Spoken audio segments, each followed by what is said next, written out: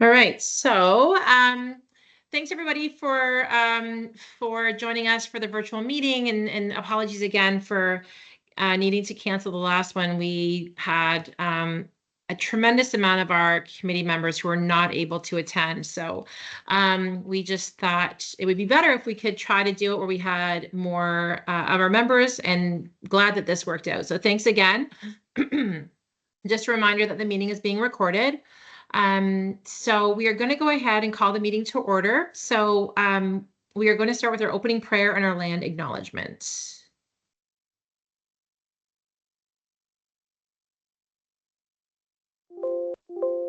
It's been a while since we've had to do this. There we go. Great. Okay. So if you'll all join me in the Son of our faith, in the name of the Father, and the Son, and the Holy Spirit. We come together in hope from different community groups, answering the same call to service, pieces of the same puzzle. We come together in gratitude for the trust placed in us, for the opportunity to serve, pieces of the same puzzle. We come together in respect, aware of our diversity, willing to work for the good, pieces of the same puzzle. We come together in awe of the wonder and beauty of each of God's children, pieces of the same puzzle.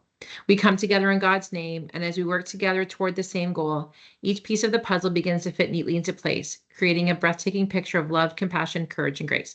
In the Father, and the Son, and the Holy Spirit.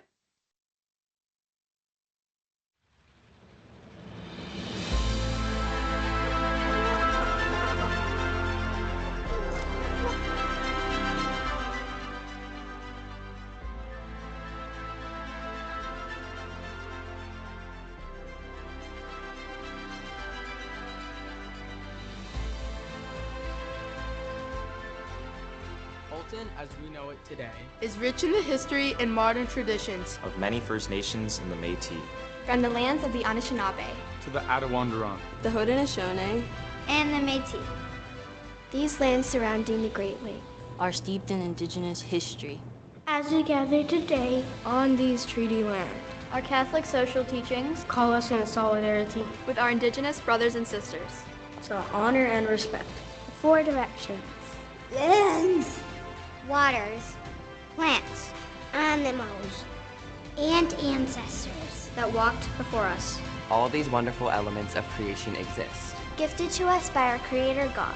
We acknowledge and thank the Mississaugas of the Credit First Nation for being stewards of this traditional territory.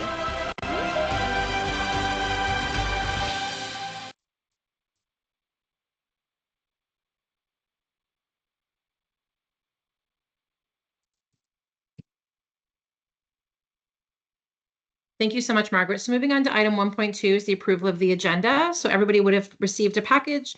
The agenda would have been in the package. I'm wondering if anyone had any questions, comments, anything with respect to the agenda itself. Any additions, deletions? No? Okay, great. If I could get someone to move to approve the agenda.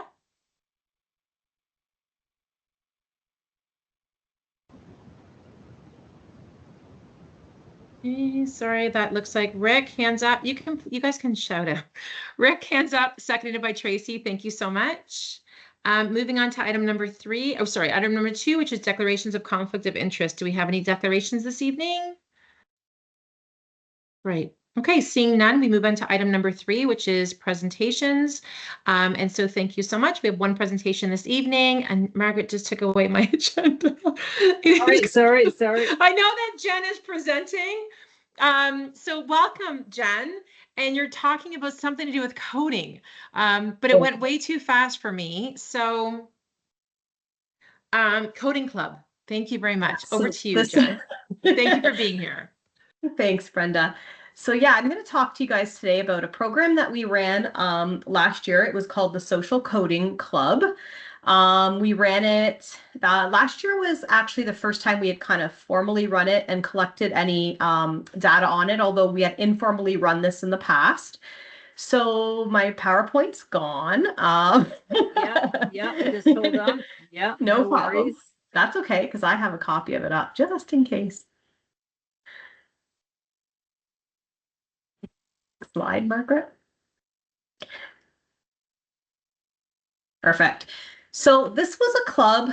We actually ran 5 of them in total. And the reason it says 5 times Gen 1 is the company that ran it, so LearnStyle actually runs this club for us, and they actually have 2 versions of it. They have a Generation 1 and a Generation 2 version for students who have taken it so that they can participate in the club more than one time.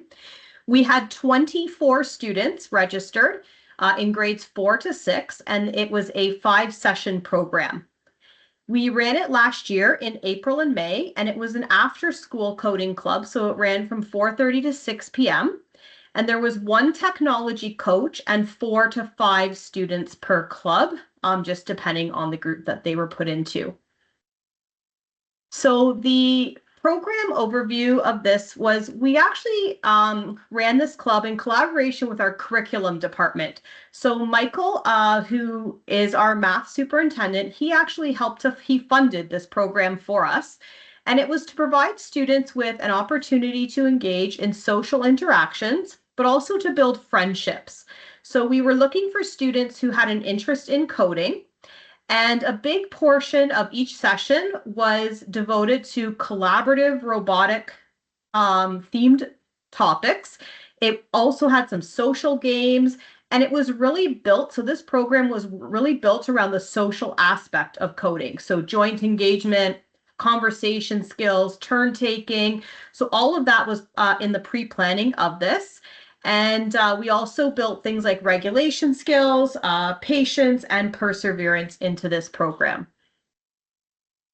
So the Gen 1 program was for first-time participants. Again, we had grades 4 and 5 who actually participated, and they were introduced to coding skills. So things like sequencing and loops, different types of events that you could do with coding. They also were introduced to computation problem-solving strategies, so how to break down problems, how to look for patterns. And these all have practical applications to daily life, so there was a high coding part in it. This actually started out with a pre-club 30-minute meet and greet. So what the LearnStyle coach did is they actually reached out to every student that would be in the club, so our 24 students, and they did like a 30-minute video conference. And they did this prior to the 5 sessions that the students got. And this allowed them to meet their coach, but also to problem solve any tech issues that they might have ahead of time. So they had, they made sure that they were able to use their video conferencing, which we used Teams for. They kind of walked them through what that program would look like.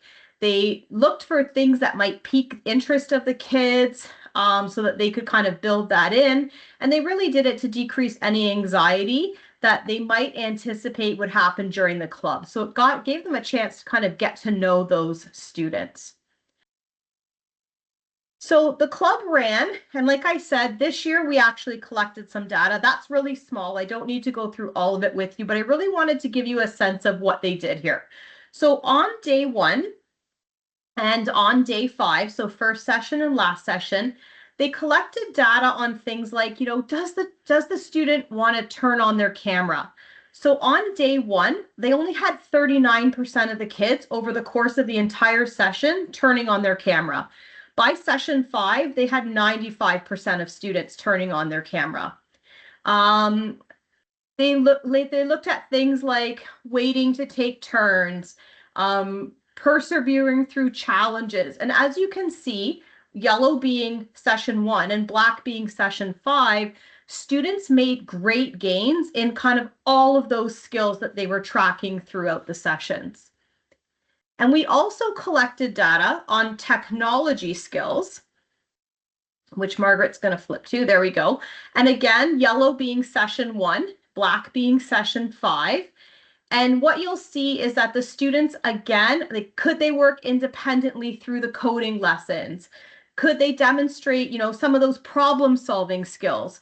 And again, they made huge jumps in confidence and their ability to use the technology as we move from session 1 to 5. So we thought, well, that's kind of coach's perspective, right? Because it was the technology coach that was capturing that data. So we wanted to see, well, what did parents think? Because parents were often there in the room with their kids.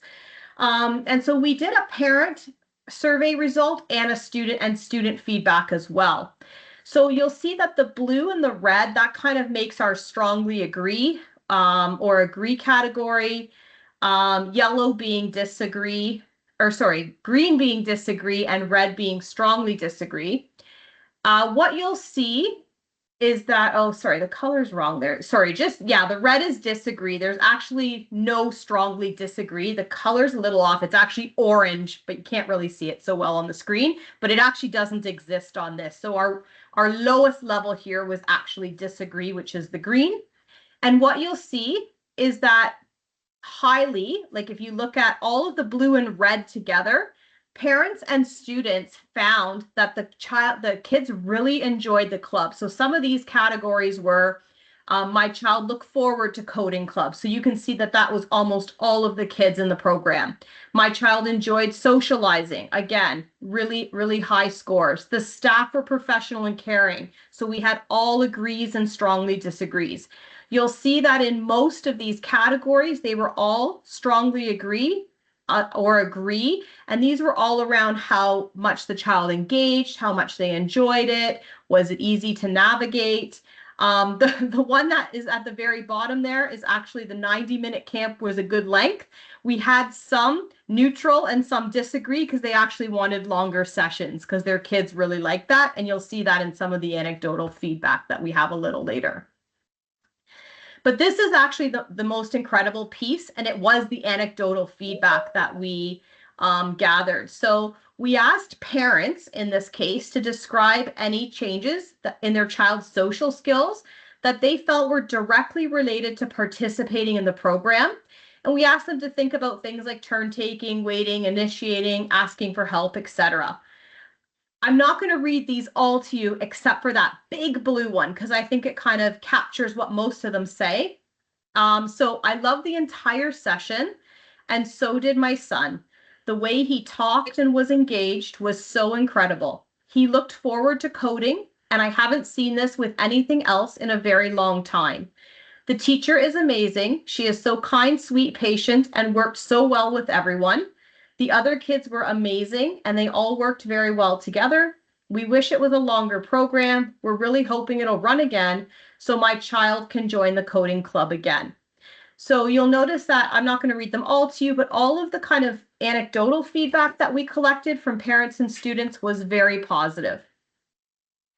The next one, the next little kind of picture that you see is these were some of the comments captured by students during the coding club. And so I guess one of the things I should have prefaced with is these were all students who demonstrate difficulty with social skills in school. And actually all of the students in this were students who had autism spectrum disorder. So this was a club that was kind of run for students with that diagnosis who struggled with social opportunities in school. We didn't exclude kids if they didn't have a diagnosis of ASD. It just happened that all the kids who signed up for this did have ASD. All 24 of the students did in this case. We chose our grade 4 to 6 population because we did feel that that is a population that didn't really have any after school clubs through our board. So, you know, we have peers. We also have children's friendship training. Those are for our grade 7s and 8s and our high school kids. So that's why we decided to offer this to our junior grades. So students who could have some independence, but didn't necessarily have a lot of clubs that were being offered. So Margaret, sorry, if you can just go back one. So these were some of the quotes that we were hearing from students during the club. Hey, your code is not working. Try it again. Hey, I did it. My code is working. You know, this was the best coding ever. I'm going to miss all of you. I tried my best today. So these are all things that we really wanted to hear from these kids who don't always have positive experiences in social situations. And we could really see by their comments that they were enjoying the program. You know, they were learning to work together. They were encouraging each other. They wanted to share. So these were all kind of really positive feedback that we have. So what's next? Sorry, Margaret. We've actually partnered with Michael again, and he is going to fund this for us to run again this year. So we don't have all of the information. We are going to run it prior to April. We have met with him and he has already committed. We've already met with the company and they've got everything set up for us. So our next piece will be is that we're going to send the interest surveys out to schools, and the schools will then invite any students that, like, we send these out to our certs directly because we do have a limited capacity of how many kids we can take based on funding. So we do run it through our certs first. I'm happy to say we didn't turn anyone away last year. It was actually the perfect number. I don't know if we're going to have more interest than we have space this year, but we're just, Michael's willing to work with us a little bit. He has a bit of flexibility. So we're going to put out the survey. We're going to try to capture, again, I haven't spoken with Michael yet just as to who we're going to try to capture, but I know that this grade 4 to 6 group really did well, really enjoyed it. We have new grade 4s this year, kids who may not have signed up last year that may want to do it this year. And like I said, they actually run a Generation 2 program for kids who have done it before, so they don't get excluded just because they've done it once before. So that information is still to come. We are working on that actively right now, but we are really excited to be able to run that again.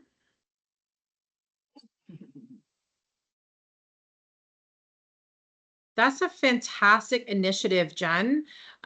Is there any questions at all? The question I had you answered, which was, I always ask, are we going to do it again? And, are we going to open it up? So it sounds like we're trying to make that opportunity available to any of those students who can participate.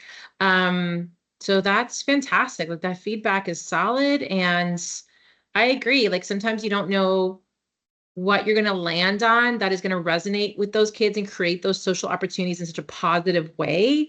And it looks like this was a huge hit. So that's really great to see.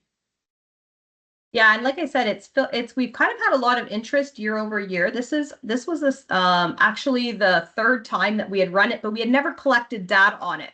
So in order to continue to run it, we wanted to see, what does that actually look like? How are these kids actually feeling? We knew we had interest because kids kept signing up. So it was really great to see that the data reflected what we believed was happening in the program.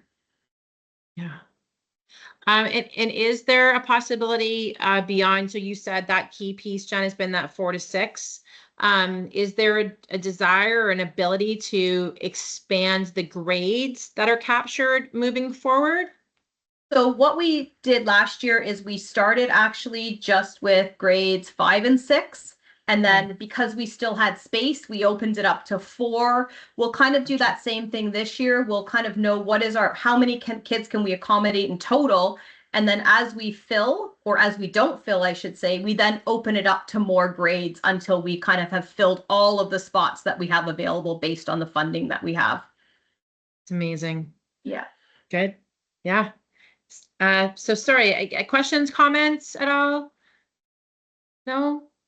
Okay, great. Okay, thanks again, Jen. That was awesome. Thank you so much for sharing. Okay, so moving on to item number 4, which is our approval of the minutes. So going back, feels like it's been forever since we met. So the minutes of the September 3rd, 2024 meeting, this will have been in your meeting package. Did anybody have any questions or comments with respect to the minutes of the meeting? No? Okay, great. If I could get someone to move to approve the minutes of the September 23rd meeting, that would be great. I can. Thanks. Moved by Trish. Seconder. This is Rick. I can second. Thanks, Rick. Thanks so much.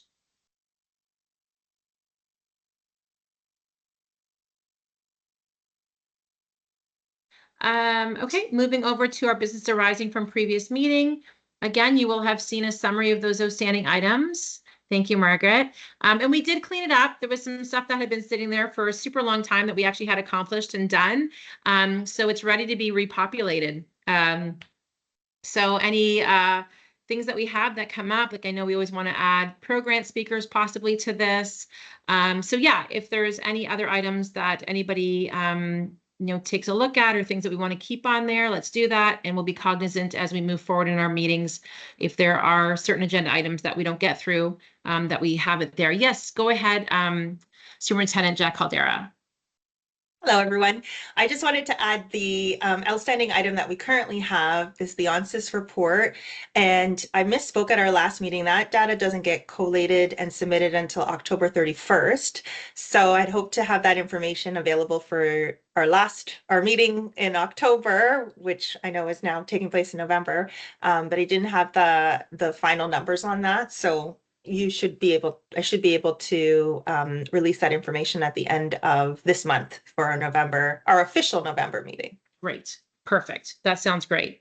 Thank you for that update. Okay. Moving on to policy review. We do not currently have any policies that have come to us for our review. So there's nothing there at this time. Moving on to item number 7, which is action and information items. So the SEAC calendar of events. Again, all of this information will have been in your meeting package. So I know that we had a couple of requests. We discussed this in our last meeting. We had a couple of requests for some presentations. I know that there had been a request for the de-streaming because it had come up last year and we didn't have that. So you'll see that that is on the calendar. And then there's a couple other things that have been added and populated there. So as always, I always encourage people to either if you want to bring something forward that you'd like to see presented at our SEAC meeting, please do that. And sometimes we think we, have all this information and sometimes, we need a refresher. So, even if it's something like IEPs and IPRCs, if we wanted to see something like that. So please keep in mind that we're always open to any of the requests that you have with respect to topics that we can have presentations on. Staff will continue to bring forward any of those programs or good news shares and present those to us. And I also encourage the associations to please come and present to SEAC. Let us know what you're all about. And then obviously, the broader audience that are watching our videos, because we know there's so many people that are watching our recorded meeting later. And so, so that they can hear about some of the great things you have going on within your association. Does anybody have any questions at all with respect to the SEAC calendar of events? No? Straightforward? Perfect. Great. Thank you, Margaret. Okay, so the other piece, and for people who have been on the committee for a while, you would be very familiar with this, even people that were on it fairly recently, because we did go through this last year. So the Special Education Advisory Committee has the Spirit of Inclusion Award, and I would say arguably it is the best award that we have in our system. It is highly celebrated. It's something that is given there. Every school puts forward, well, we hope that every school puts forward a nomination, both in elementary and secondary, for consideration for the award. And regardless of who is chosen for that award, each school does recognize individually the candidate that they put forward for consideration. So it's a great, nobody loses out, if you will. And so each year we put together a committee who has the arduous task of reviewing all of the submissions that come in, and it is very hard to pick. Rick, you've been on the committee with me. Rhonda, you've been on it in the past. It's hard. It's really hard, but that's a good thing because it means that the applications that are coming forward are showing, exemplifying some of the spirit of inclusion that we have in our schools. And so, so this is the criteria. We've done work over the years to amend this criteria. I know, Rhonda, you had had some input over the years. So we did revise this. We continue to review it to make sure that language works and it's still everything is still fitting. But we are getting to that time again. And so when is I'm trying to think, when do we do our, maybe Cassandra, you can help me out here. When do we have the first committee meet? When do we start collecting these? December, I give the detail. I collected till the end of December kind of thing. And then February is when you decide and then we go from there. Perfect. Okay, great. So have these started going out to the schools already, or this will be starting to be sent out to the schools? A memo will go out in about 2 weeks to the schools, and then that will let them know the criteria plus the link to all the forms. Yeah. Right. Okay, perfect. So, as we move through this process, if you have any desire at all to be on that selection committee, please let myself and Margaret know, or just let Margaret know, just, let somebody know, and we'd be happy to put you on that committee, because it really is wonderful to read through all of these. And, the SEAC committee, only kind of gets to hear the short summary of the people who are actually awarded the award. So it's nice to be on the committee and read through these submissions, as I said, and then it's always a great night when we hand these awards out. So if you're interested in being on that selection committee, please let me know. And if you ever need any further information with respect to the Spirit of Inclusion Award, please just reach out. We'd be happy to answer any of your questions. Great. Okay. Let me just grab sorry, I have like 8 things open here. Okay, so here is a list of our SEAC subcommittees and board committees, as we've talked about numerous times. There's a couple of different pieces. So we have our SEAC subcommittees. One of them is the Spirit of Inclusion subcommittee. We tried to have the program committee. I would love to see us build these out a little bit. If there are things of interest that we would like to do, like I don't see, I almost feel like parent engagement should be a separate one. But there's a lot of great work to be done with this committee. It's hard to do it with our entire committee. And so it's nice to have subcommittees. And if there's an initiative that you think belongs with SEAC that we would like to see fleshed out, please bring that forward and we can create a subcommittee. And then the same thing holds true for the existing ones. So I'm curious, as we take a look at these, some of them we haven't done much with. Like I know, Rick, we need to kick it into gear with the inclusive recreation and some of those other ones. But if you have any desire to be on these committees, let us know. And I think, it'd be worthwhile having a little bit of a fulsome discussion about, are these the subcommittees that we need? Are they still relevant? Do they belong? Do we want to still keep them? Do we want to do work within those? So as you take a look at this, I would welcome, we have a chance to have a quick conversation about it. I would sort of welcome, we used to do a lot in the past, you would, Rhonda, and Maria, you've been around for a while. Our parent engagement committee was quite a big committee, and we did a lot of stuff. And I do, the more that I get questions from parents around spec ed, the more I think there's an opportunity for us to be doing some work in this area. And maybe this is too many committees. Maybe we as a SEAC need to decide where our priorities want to lie with the work that we want to do in the broader communities. But I do welcome your thoughts. If anybody's got ideas around these.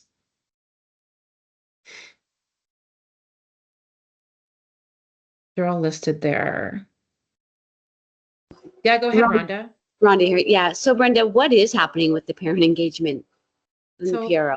Nothing. The program one kind of stays, the program one is there, as we know. We have discussions at the table every year about, the program grants, who we should have come in as a speaker, but, nothing has really happened with it. And, I just don't have capacity to run all of these subcommittees. It would be great. That's, thinking if there's something here that's somebody's passion and they'd like to, sort of lead that subcommittee, I would definitely welcome that participation. But nothing's happening with it right now. So I think there's room to do some things. The other question, do you guys want to even have subcommittees? Is there work that we want to be doing that we'd like to expand upon?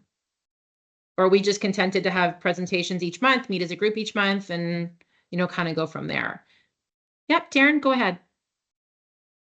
Yeah, I just want to ask about the SEAC parent engagement committee. It would be nice to know from people who are just joining to know what the intent of that committee was, and to see how ideas can be brought to engage with that committee. Yeah. So sorry, I missed the first part of that, and my apologies. Which was the committee that you're referring to? That's the SEAC engagement and peer Okay, so the plans. parent, great. Okay. So in the past, I can tell you, so in the past, we took a look at different ways in which to engage our parent communities. So, was that, we would write SEAC sound bites, and we would have each of the schools include those in their newsletters. And they were on a variety of different topics from a variety of different associations, or just on a bunch of different things that were, I don't know, informative or interesting, and we would do that again as a way for parents who were in their communities reading their school newsletters to see, excuse me, this CX soundbite.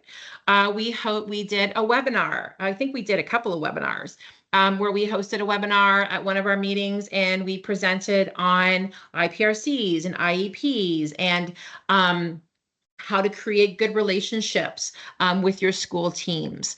We've created resources to take a look at. So it's really thinking about what are some of the things that our parent community could benefit from. So whether it's learning more about, again, the different processes in spec ed, or how to build those collaborative relationships, or how to advocate, things like that. And then can we bring our expertise as a group to assist with some of those initiatives? So, the program, Darren, is money that we get from the ministry that, we can do something with. And we usually get a speaker that comes out and SEAC presents that.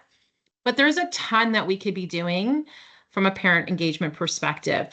Or it could be one thing, like maybe that committee becomes a little bit more robust, and we sit down and we say, you know what, maybe it's just reviewing the handbook, the guide that's given to families, or maybe it's reviewing, I don't know, I'm kind of making things up on the spot, but the committee would come together and make some determinations on ways that we wanted to do parent engagement.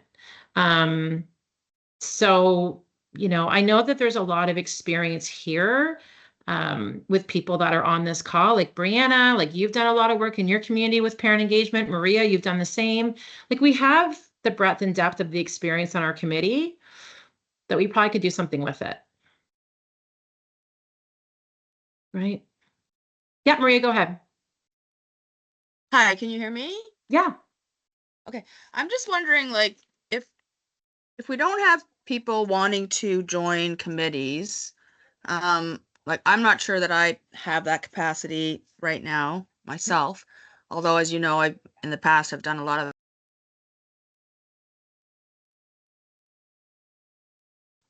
Sorry, I think I muted myself.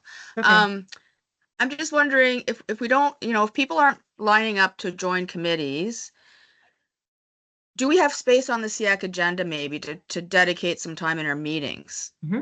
And then maybe depending on, that might get people kind of motivated, depending on what we discuss at the meetings, then maybe people might be interested in breaking off and doing specific, doing the legwork behind specific initiatives. That's just a thought. Because we seem to be kind of struggling maybe to get people signing up to committees. I don't know, but that's just another approach, I guess. Yeah, absolutely. And I think that's why we wanted to have it on here is, it's sitting there, but nothing's really happening with it. These were probably driven at some point out of discussion at the SEAC table. So to that point, do we want to sort of maybe provide a list of some different things and talk about those at the table and decide, like you said, is there an initiative that we want to run with or do something with? But yeah, like I think I'm open to either or, because I think there's a lot of knowledge here that we could impart. And there's some things that we could definitely push forward as a SEAC committee. So I'd be happy to take a look at it, upcoming agendas and see if we can make some time for some of these to talk about for sure, and see if we can identify some things that are on people's minds that they want to do more with. Brianna?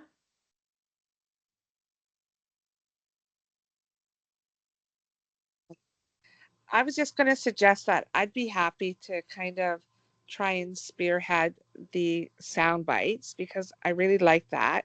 And maybe I can reach out and sit down or interview, kind of do a list of questions and kind of approach each individual person on SEAC to give, feedback or information they want to give about the, sorry, my mind's drawing a blank here. That's okay. the communities they represent, that sort of thing. So maybe, I don't know if that would help. Yeah. So I think that's great. And thank you for offering that. And so, I think maybe we can make a note, Margaret, that we can add parent engagement, perhaps as a discussion item to one of our future agendas. And then what flows from that conversation could incorporate any of these. Maria, your hand's back up. Go ahead. Yeah, sorry, just a thought. Okay. On the SEAC sound bites, and as you know, I was involved with those with you and Rhonda at the time. And I think we also have to think about, like, how do we effectively message in the current environment? Because I don't think schools are doing newsletters. I don't know how many people are reading newsletters. Do we use social media? Maybe just, or maybe we do both, right? But just, I think the world has changed a lot from when we first did those sound bites. So I think the concept is great. We might want to look at alternative delivery methods. Yeah, for sure. And I think looking at a variety of different ways, and again, like the marketing hat, I try to, what are all the different channels that we are going to reach our stakeholders with? And so I don't disagree. I do think there's still a pretty decent uptake. I'm long out of elementary, but I do think there's a pretty decent uptake from what I understand. And again, someone that staff maybe on here could, and I don't want to put you on the spot, but I do know that parents still do rely on those electronic newsletters that go out every single week to get information on the what's going on at their schools. But it's maybe not how everybody's getting their information. And so, maybe it's taking a look at, is there a place that we could have this information on a school's site, or is there a place, and maybe it's not, maybe it's housed on our website and we find a different way, to push that out, right? We do have a section for SEAC on our HCDSB website. So maybe that's a way to utilize that. But yeah, I agree. I think that we would take a look at what are the different modes of delivery we want to have for our messaging, for sure. Brianna, go ahead. I was just going to jump on that too when you're saying get our message out. I think I do agree. A lot of the elementary schools do rely on newsletters, might not be paper, but it's electronic. But I also think we could maybe approach the parent councils, right? They all put out information once a month and have meetings and put it out to their schools. Yeah. So maybe if we're targeting them as well and asking them to share our message, as well as, of course, our staff and CERT, send it to them, like we kind of hit all of them.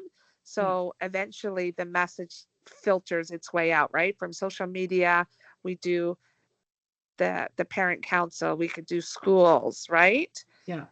Just a thought, but. For sure. And I have had people who have reached out actually from council who have said, would you be amiable to doing a little bit of a roadshow where we have SEAC members that go out to school councils on a rotating basis, even if it's once a year, because they only have so many meetings, and we present. We have 15 minutes on their agenda and we talk about what SEAC is and what it means and all that kind of stuff. So something else for sure to think about. And again, I've had principals in the past that have said, I would love that. I would love for someone to come in and talk about, because oftentimes, as you will know, as everybody who's sat on council will know, if you don't have experience with SEAC at that table, you don't have experience with that end of things, it's hard to talk to, right? So yeah, definitely something I think there's a place for that for sure. Yeah, and I think just jumping on that, just because I mentioned it, because if we look at what CPIC has been doing and reaching out to parent councils and trying to get people to understand and their message and meeting with different parent councils as well, I thought we could do the exact same thing, right? Give a 10-15 minute spiel and share that information. For sure. So yeah, so I think that, this definitely belongs in a place on one of our agendas, and we can talk about some of these, because I do think that's a big rule. One sec, Rhonda. Amanda's had her hand up. So Amanda, and then over to you, Rhonda. Go ahead, Amanda. Oh, I was curious to know, emailing list wise, do we have access to like a mailing list that is particularly special education families? No. Okay. You don't. No. Unfortunately, but CERTs would have that in the individual schools, right? Like CERTs would know what families to reach out to. Yes. Yeah. Yeah. Yeah, they would. I don't know about the ability to share stuff, but yeah, like it's, yeah, I don't know. It's a good question. Okay. Rhonda? Yeah, way back in the day, we made a video on a CD-ROM where we all presented who our organizations, what SEAC is. Does anyone know where that is? Did you do dial-up for it? Like, was it? No, it was not dial-up, Brenda. It was actually videotaped and then put on a CD-ROM. I guess it's long gone, but it was really well done. Actually, they had like the board's IT people working on it. It was pretty professional. Maybe that's something we think about doing. Like, again, I know we've done the webinar in the past, but I know that we always have, the supportive comms, and we have like, if we decided as a SEAC committee that we wanted to do some sort of video, we could definitely put that information together and work with our communications department to do a little video, and we could have staff and we could have, some of our members, and it's not a bad, because I don't know where that CD-ROM is gone, but we could definitely do a video.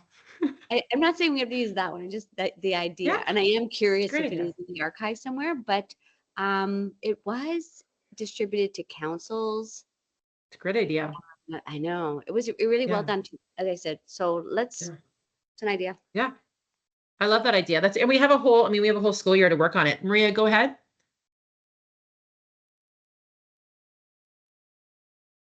Oh, yeah. How long ago was that? Because I do not remember anything of the sort. And I think I joined after the CD-ROM days. So Brenda, do you remember that? Because I only remember the webinar. I remember us recording the webinar at one of our meetings, but that's all I remember. Yeah, but it wasn't a video. It was audio. It was just audio. Yes, correct. We all dressed up and we looked really professional and we spoke. Oh, wow. And it was, I know, the chair at the time was Lori. Lori, I'll get right back to you guys. Who was the superintendent? John Foto, I believe. Wow. Maybe even Rick McDonald. Like, we're going way. I know, don't laugh, people. All right. Well, we'll try to dig that CD-ROM up, but in the meantime, maybe we can move to 2024 and we can take a look at doing some sort of video and we can put it on our website. But I like where you're going with that, Rhonda. They have this new YouTube thing, I heard. Yeah, I heard about that, where you post videos or something on it. Yeah, we could do that. I like your idea, though. I think it's a really good one. I think and like video is that's the means to get a lot of information across, and it can be housed on our website. We could share snippets of it on social media. So there's a lot to do with video content for sure. So yeah, great idea. Okay, let's definitely add that. I'm just gonna, not that we have lots of time, but I'm being conscious of time, because if I can get you time back tonight, I'm going to do that. So board committees, as you know, many of us have been very vocal over the years to make sure that SEAC has full representation. I'm never quiet about it at the board table when I always put my hand up and say, is SEAC included?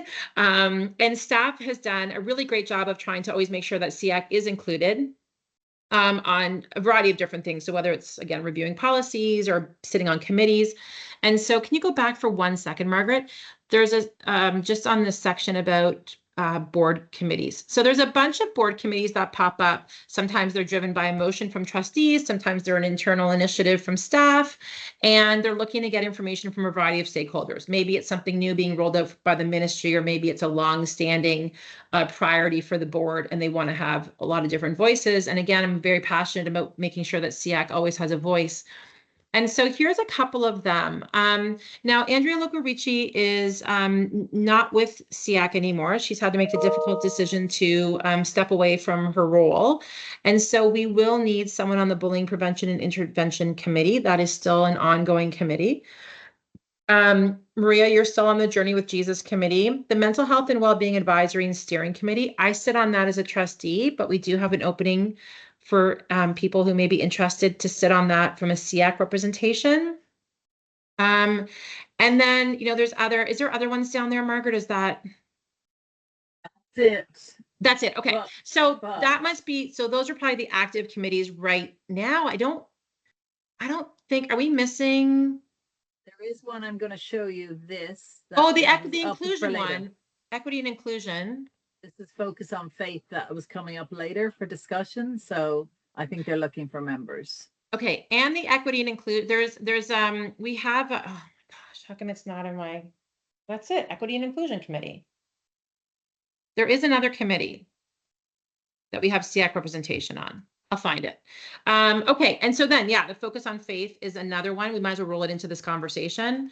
So is that, yeah, go ahead, Cassandra, jump in. I was going to say, I know that there are sometimes working groups, so SEAC may be consulted for a working group as well as on these official committees. So that might be why the memory might be a little bit fuzzy. I'm not sure if that's helpful. But I was going to bring the focus on faith as a request from the Office of Lori Narr to our SEAC members. And there's a bit of a blurb there. I also have a summary in the Living Our Faith section in the SO report. I was going to mention it, but since we're here now, it's a consultative group. They'll gather 3 times a year. The first meeting was on November the 1st. We weren't able to have them to get the information went out, but we didn't have the meeting. So if there are names of individuals that are interested in being a part of our kind of celebration in this Jubilee year, that would be an opportunity for anyone.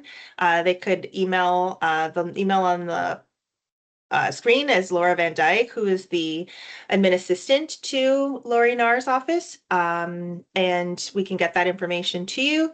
And just to make sure that we have involvement and representation from our board as well. Great. Our SEAC as well, sorry. Thank you We're so all much. on one board. Yeah. Thank you so much. Yeah, it really is important if I think a couple different reasons, and anyone who's been on a committee, please speak up. But I think one, we make sure that we have that SEAC lens incorporated in the discussions that happen at that committee. And that's a unique lens for, it's really important, I think, that we have that. And then the second piece is it's a great way for you to meet other board staff and other members from other stakeholder groups as well. If you have any interest in being on this, yeah, just let Laura know directly. Cassandra, is that? Yeah, perfect. Yeah, sorry, I'm muted. Okay. Yes. Okay. I will send it out again as well. I'll send it out again. Great. Thanks, Margaret. And then if there's any other committees that you hear of or, that maybe get mentioned and we're not on them and, please let us know. And we're happy to make a phone call, send an email, walk down the hallway, whatever that might be, because it's super important, I believe, as I think other people do, that SEAC always have a voice at that table, whichever table it is. So, okay, great. Thank you so much. That was a great conversation. Okay, so thank you, Margaret. So back to this agenda. I don't think we have any board. There's a mental health meeting coming up, right? Yes, next week. I got to look at my calendar. So there'll be an update from that. But I don't think we have any other committee updates right now. Right? No? Okay. All right. So we are moving on to item number 9, which is communication to SEAC. And so Trustee Powell, you are up. Thank you, Madam Chair. Just to let you know too, I am on the Bullying Prevention Intervention Committee. Am I on it as a trustee or can I be on it from a SEAC representation or? I think we're there as trustees. Okay. Yes. But obviously we bring that lens, but yeah. Yeah. I mean, I think the committee is very good about looking at it from a SEAC, from a spec ed point of view. And we have a lot of, I know Superintendent Jack Caldera is on it. We have a lot of us on it that are champions. So in the meantime, I can still do updates from it. But we did just have our first one in September. And we were just looking at our goals for the year. And one of those is going to be videos. So we are going to be doing an anti-bullying visual campaign, like a video-based approach. We're going to especially focus on accessible parking. That was one of the ones we were talking about, right? No, mimicking the accessible parking video that had been done. Is that correct? Yeah, Amanda and I were in that. Yeah. Oh, okay. Was it on a CD-ROM or was that on it was on a TikTok? CD-ROM. You could only access it through the intranet and the World Wide Web. Got it. Okay. Yeah. Okay. Yeah. You had to have a MySpace account to access it. Okay. Yeah. Okay. Oh, John's got his hand up. Go ahead, John. Okay, I'm calling the bullying on Rhonda right now. So she's Okay, all right, that's fair. That's fair. Rhonda has dignity. Rhonda That's is fair. wonderful. But I was gonna ask Rhonda, Ouch. Rhonda, I was gonna Yes. ask about, I've got some 8-track cassettes, so would this fit in? Yes, Yes. actually. Yes. I grew up on them. Bringing That's it- hilarious. Making a comeback, John. Oh, I can't wait. They are. Great So that's quality. great to hear. Yeah, that's really good to hear, Trish, about those videos for BPI, because the parking one was really well received. Well, still have an issue, but we try and Yeah. address that. And I'll share with Margaret, if Margaret wants to pass out, the posters, the campaign that has been completed, and I think we ordered the frames. So those will go into the school in the next, I think by the new year. I don't think it'll be any sooner. Okay. My understanding. But I'm happy to share the final product because it was really, really well done. We had some great minds on that. So yeah, so that, and then there is another meeting next week, I believe. So we'll do an update next month. Perfect. So that's from the bullying convention. I don't have too much. We've done from the board table point of view. We had an update back at the end of September, so I don't think it made our September SEAC about our summer school enrollment. We did hear that I think we had like over 5,000 students attend. I have not heard back, and I don't know how much they talked about the accommodations that were done for spec ed students that were attending summer school. I know there were supports in place, but I don't know. I haven't heard feedback, so I don't know, Superintendent Jack Calder, if you want to speak to that. It's like, I don't think we asked that actually at the table. So I'll park that. And then I think we were talking about just the pathways. That was a big presentation. That's been a big talk this year at the table about, I think the Ministry of Education is really pushing for this student success and really highlighting that it's not just post-secondary university option, that there are, even hands-on college programs, that there's trade programs. So we do have a partnership. I thought this was kind of cool. We have a partnership with Hamilton. I think it's called the Hamilton District Heavy Construction Association, nicknamed HAND, to provide construction-specific experiential learning opportunities for students. So that was coming out October last week. So I'll be curious to see how that turned out and where we actually premiered it. I don't know if it was going into schools, but it was supposed to be like more hands-on and actually getting into the construction field. So I'll look into that if we don't have an update in Superintendent Jack Calder's thorough report. So I will look into that and bring it back next month because I think that's really cool. And then we also had a couple new specialist high school major SHISM. I think I'm saying that right. Begin this fall. So we actually have a total of 53 SHISMs in our 9 secondary schools, which is actually really high because I have a couple friends in different boards and they don't have, from what I'm hearing, there isn't as many practical SHISMs, whereas we have a lot of hands-on learning. I just thought that was really neat, that it's not, again, the focus isn't just on assuming every child's going to university. So I'm proud that our board is doing that. We also have a partnership. This was cool. We learned that we have a partnership with the Royal Canadian Navy, which is providing opportunities for students to participate in a paid co-op with guaranteed summer employment. So that was very cool. And another one, we learned that there is a new financial literacy assessment that is going to be a graduation requirement to ensure that our students have skills and knowledge to create and manage a household budget. So you're not, having fights in your 40s with your partner about budgeting. So thought it's very cool that we're actually starting this in the high school years.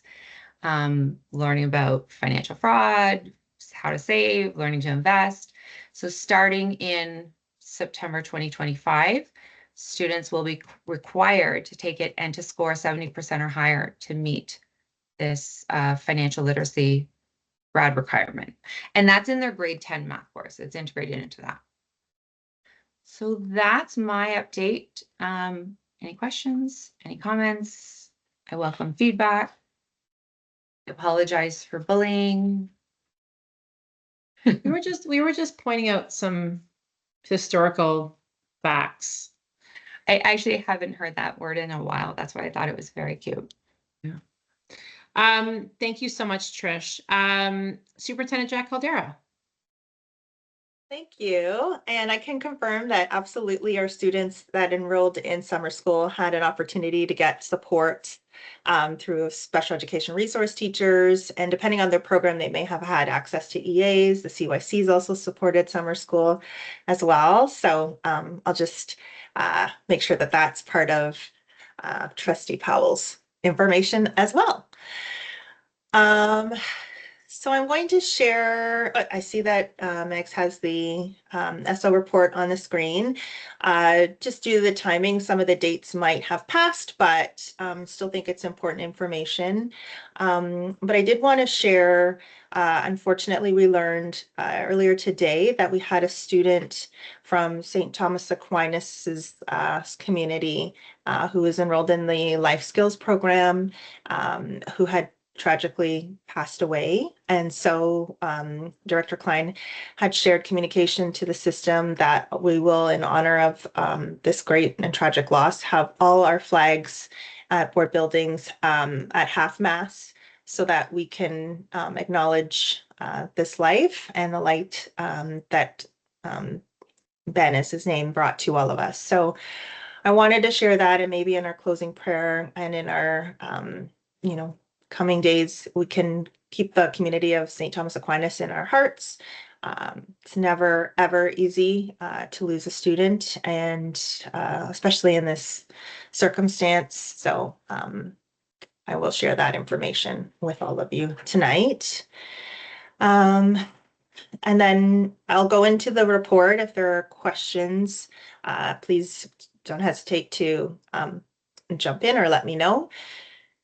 So shifting gears. So we did have some full day kindergarten open houses. These are different from our special education information nights.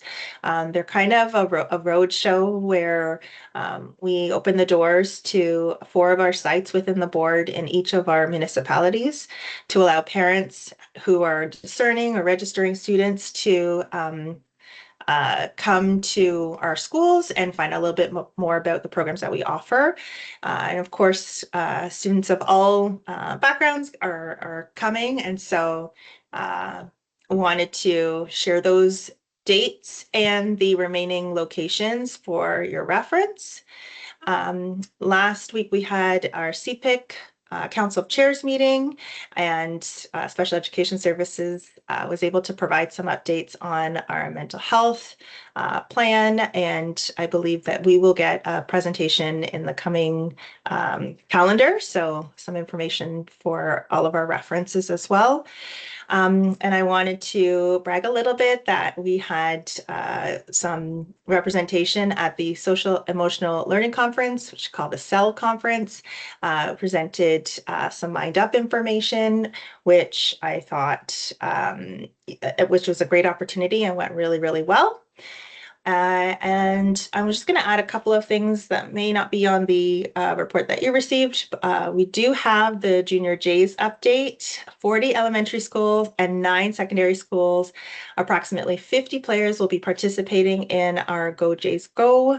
And this was formally rebranded from Girls at Bat. So the Junior Jays is going to be the new name. It will still focus on students and female empowerment, but we definitely didn't want to turn anyone away who wanted to be part of this initiative.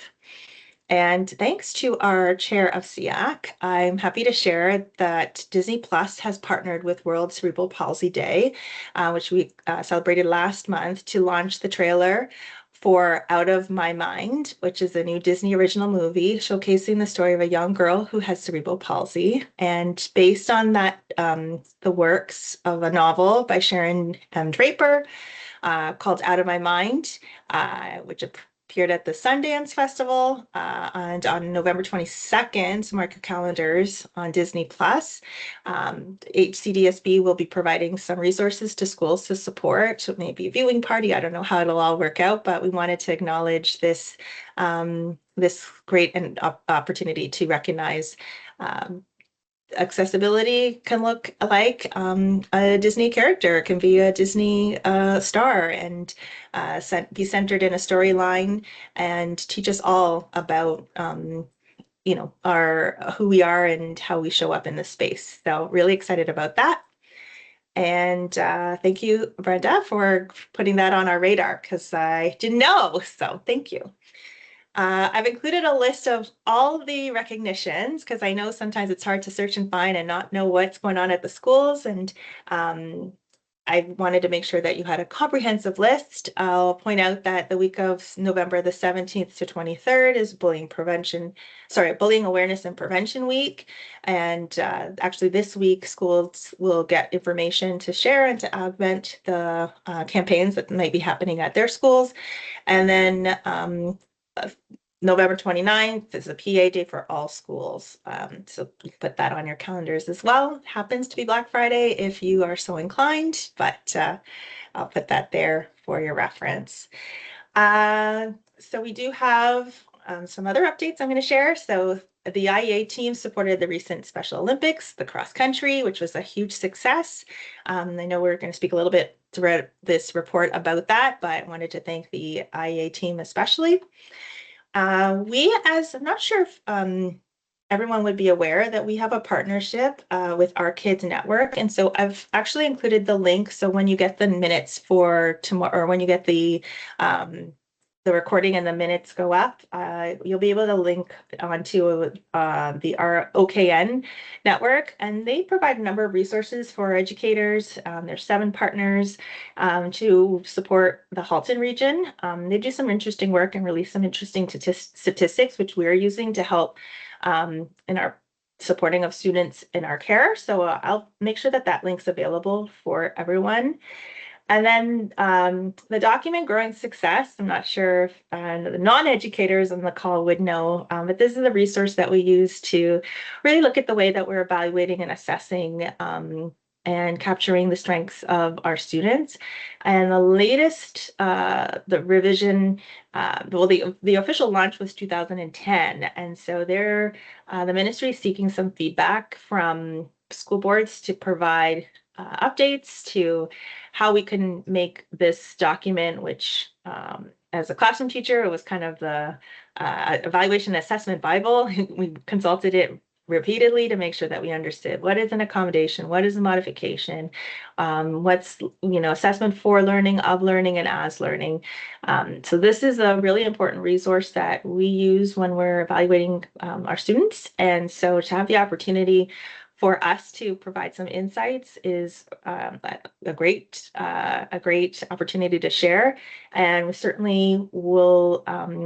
It does indicate that many departments within the board, so different portfolios, have had the opportunity to provide some insights. So perhaps we'll see if there's some feedback that you would, in your experience as parents or as the user base, perhaps we can capture some feedback.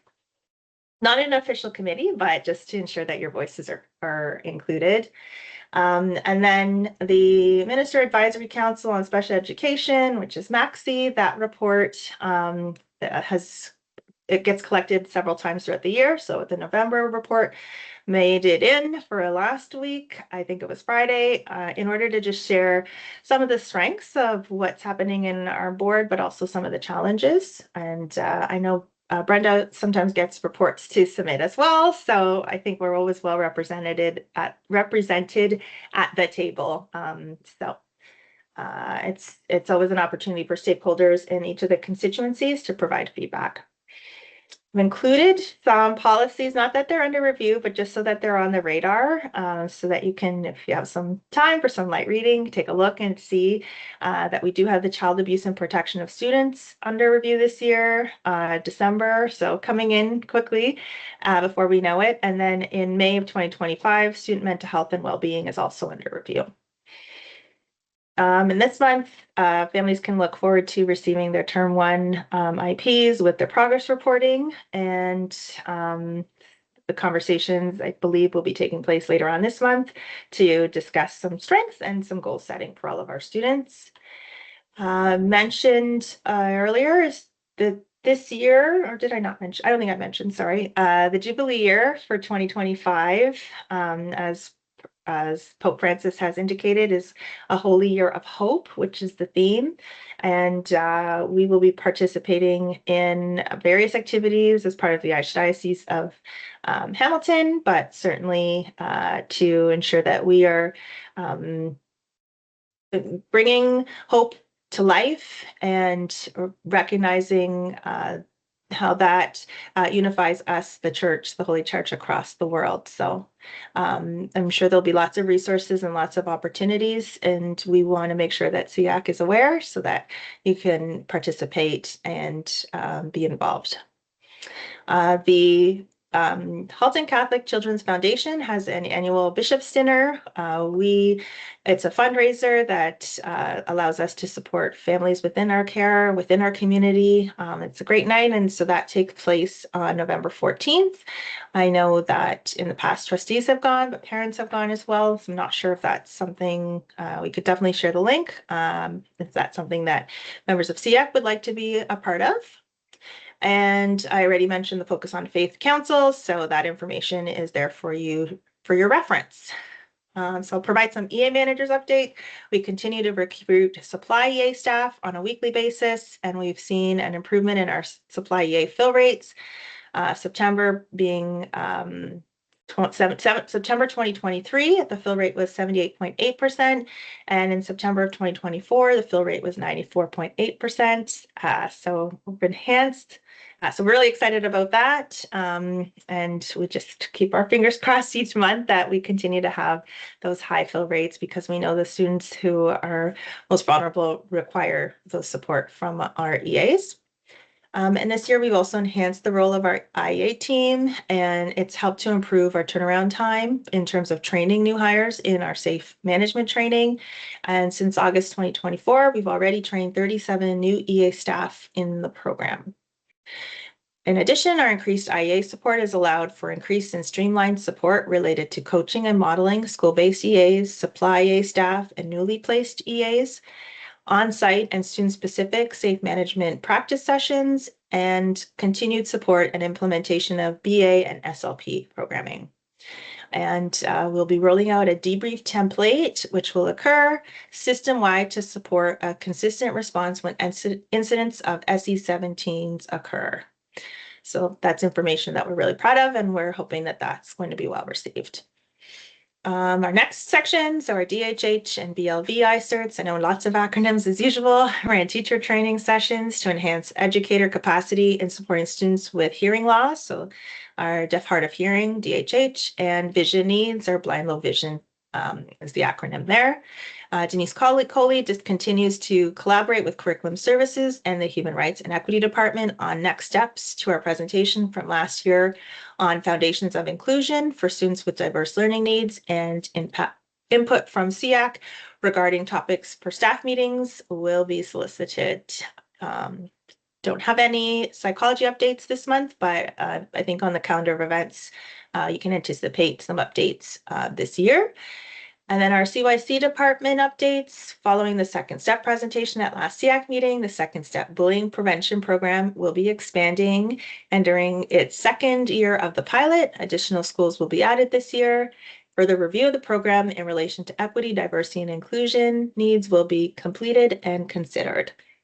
And our mental health champion initiatives will continue in all of our secondary schools. An expansion pilot to a selected number of schools in elementary schools will be determined in relation to needs and logistics. So we're working on that. The social work department has several vacancies that we're working hard to fill. And the hope is that our staff complement will be complete once the vulnerable sector checks have been completed, and that usually takes anywhere from 4 to 6 weeks. We're hearing that that is the timeline, but hopefully it'll be sooner. And the Mental Health Advisory Committee is meeting this week, which is November the 7th, and we're in the process of confirming membership for the current school year. And the meeting invite has been shared with those who confirmed their continued participation. But if anyone's been missed, please let Megs know, or if you're, I think that we have the list of, I think it's a vacancy right now. So if you're interested, we would definitely want you to be a part of the committee. So just let Margaret know and we'll make sure you get that information. Our gifted screening will be administered in an online format this year, and CERT training is taking place this month to support that transition.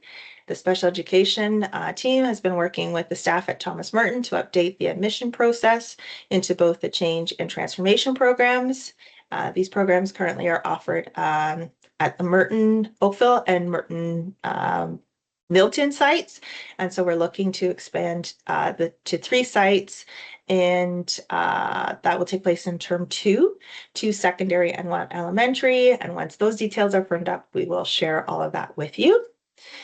And then some consultant update. The SEAC team has been planning low incidence training with our LearnStyle partners in conjunction with the essential skills teachers. Coaching on different technological platforms will occur through the year with the ESC teachers and students. The SEAC team has also presented to the new CERT, CLC, and CERT FOSS on several new and existing processes, such as Track B for ML learners, submitting new AT claims, technology delivery systems, etc. And our job launch, which is a pre-employment program for our life skills classes, continues to be offered through Explore Employment and in our secondary schools this academic year. The first block of sessions began the week of October the 15th in Oakville and in Burlington secondary schools. And the job launch consists of 6 one-hour weekly consecutive sessions. This year, there will be more emphasis on the interview preparation to help students learn how to speak about themselves in a professional manner. And the summary is listed below of what's covered each week. So the day 1 through 6. And I'll conclude with life skills and SEAC classes. We'll be continuing to participate in the Let's Go Fitness program, an online live fitness class for students with diverse abilities. This initiative offers great benefits to our participants as they learn basic skills and enjoy participating with classmates and friends. So I will end there and take any questions. Thank you so much. Does anybody have any questions? Thanks for that report. So much information there. Does anybody have any questions? Yeah, Maria, go ahead. Hi, I'm just wondering if you can elaborate a little bit about the online gifted screening, how that will be administered.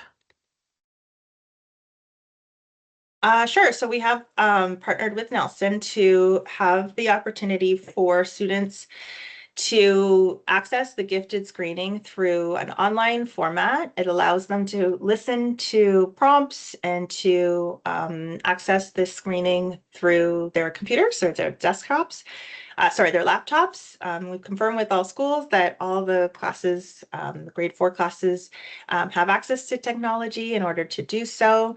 It allows for less, well, we hope, just to streamline the process and to ensure that students have access to the font size that they need, the pacing that they need in order to meet with success in that test-taking environment. And so it's a shift. We know that using paper pencil for some students might be preferred, but based on some of the research, we understand that this format actually seemed to yield higher results, which is great. And it just provided an ability to administer the test, not worrying so much about interruptions and because it's just it's all controlled on the screen. So if there was, for example, a fire drill that had to take place, the teacher could pause the test for everyone. You don't have to worry about, collecting things, whatever. You can leave the room quickly and then return back to the test itself. And I know Jen has been part of some of those discussions, as well as our senior manager of psychology, Oliver Bolze, but he's not on our call today. So I don't know if Jen wanted to. I hope I got everything, but maybe Jennifer will be able to share a little bit more. No, Yeah, I guess the one sorry. question was whether it would still be in the classroom. So it sounds like it still will be administered in the classroom. And I guess my only other question would be, and I don't know if how common this would be, but if a student wanted to do it paper and pencil, if they were more comfortable with that, would that opportunity still be available, I guess? It's all going to be online. There won't be any paper and pencil version this year. And all of the accommodations that a student might need will also still be available to them. So any accommodations that are on their IEP that they typically would have gotten through the pencil paper version, they will also have in the online format as well. Okay, thank you. Oh, you're on mute. Bingo. I know. God, I'm out of practice for this. I did have a question about the fill rates. Why are we seeing such success? I don't want to jinx it. I'm like this, but that's really great news. So do we have any indication why the fill rates are so good? We did conduct some data last year to get a sense of what the experiences were for our EA group. That's one of our groups where, we want to make sure that they're feeling supported and that we understand what the needs are. So a little bit of it might be luck. I'm not sure. We haven't experienced quite a mild September, October, now into November. So we're not really into our cold and flu season as much as maybe we would be in previous years. And we're just going to keep praying that these fill rates continue, because we know that helps when we have that consistency, that helps with student needs. And so we're really hoping to be able to report similar numbers as we go forward. But for now, we'll take the win. Yeah. But yeah. No, that's great. And I think, even just the other positive pieces about the speed at which training is being delivered and, how well that's going. I think it all comes together, right? So that's also great news to see. Thank you. Yeah, we designated 2 staff to be able to do that. And so it's really helped to streamline that training. And so we'll awesome. Take it. Yeah, absolutely. Great news. Okay, was there any other questions at all on the superintendent's report? No, seeing none. Okay, thank you so much. Okay, so we already covered the Focus on Faith Council. So that information is there. Again, encourage people to reach out, and you're going to resend that out, right, Margaret, just so people have it? Yeah, absolutely. Perfect. Amazing. Thank you so much. Okay, so we talked about, just moving on to item number 11, we talked about a couple of things we'd like to perhaps see on some upcoming agendas with respect to these subcommittees. And so that's great. I always like opportunities for us to expand on our discussion. So that's wonderful. Our next meeting is going to be Monday, November the 25th. So I look forward to seeing everybody in person on that day. We did not I think the only resolution we have for absenteeism is we did receive regrets from Jessica Lim, correct, Margaret? Yeah. Great. Okay.